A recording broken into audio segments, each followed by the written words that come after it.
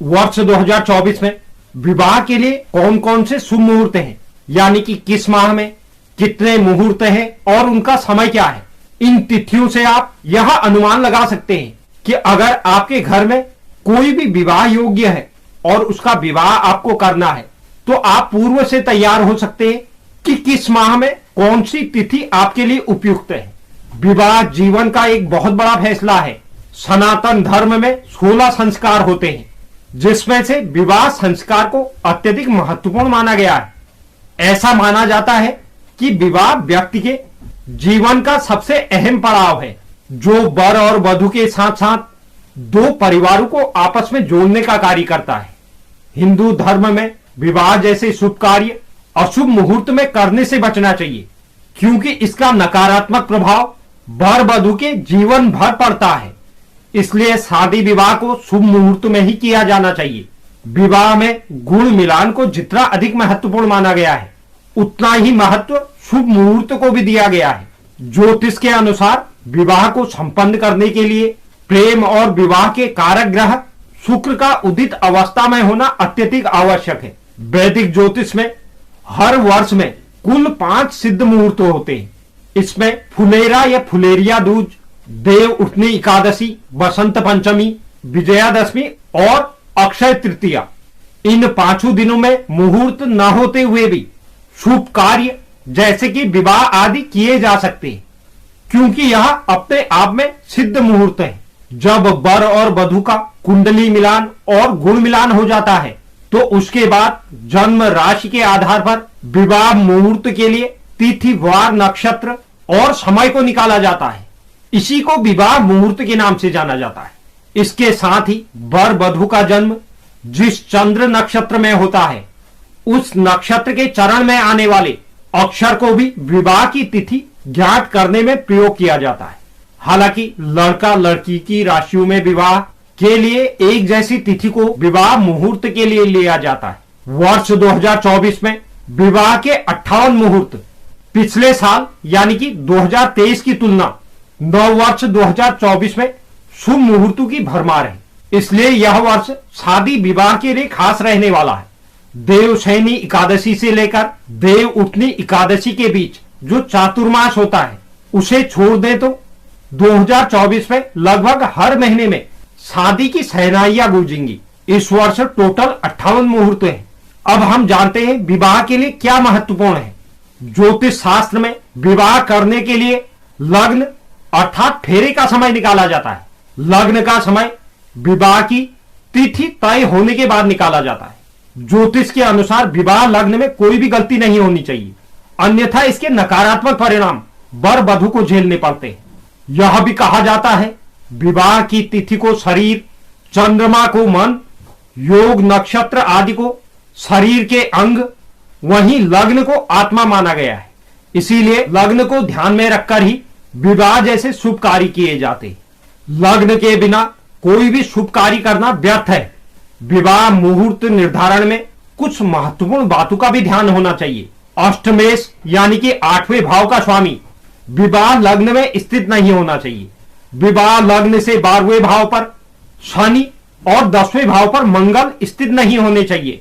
विवाह लग्न से 3रे स्थान पर शुक्र और लग्न भाव में कोई पापी ग्रह राहु केतु मौजूद नहीं होने चाहिए। विवाह लग्न में कमजोर चंद्रमा भी स्थित नहीं होना चाहिए।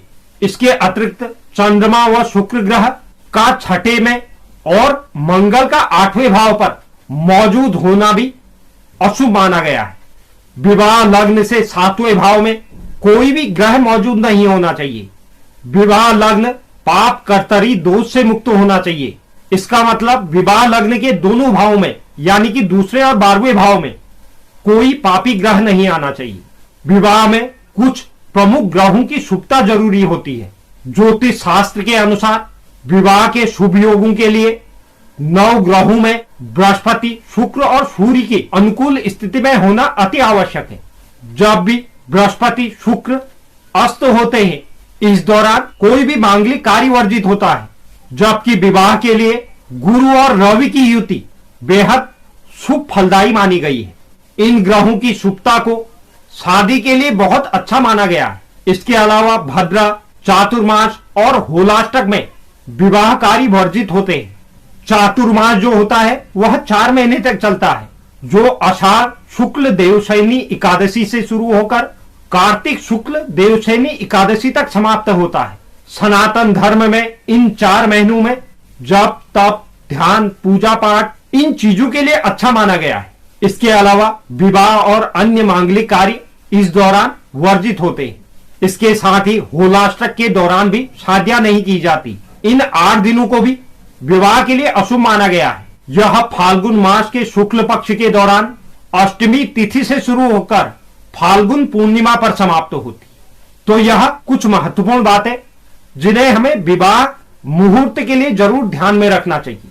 अब हम जानते हैं वर्ष 2024 में हर महीने में कितने मुहूर्त हैं और उनका समय क्या रहेगा।